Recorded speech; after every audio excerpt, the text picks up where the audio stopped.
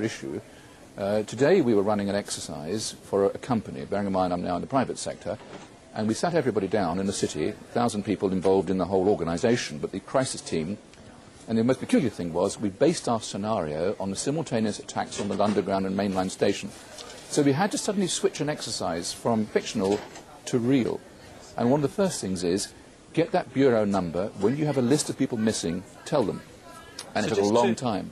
Just to get this right, you were actually working today on an exercise that envisioned virtually this scenario. Almost precisely. I was up until 2 o'clock this morning because it's our job. My own company, Visor Consultants, we specialise in helping people to get their crisis management response. How do you jump from slow time thinking to quick time doing? And we chose a scenario with their assistance which is based on a terrorist attack because they're very close to a property occupied by Jewish businessmen. They're in the city, and there are more American banks in the city than there are in the whole of New York. A logical thing to do. And I've still got the...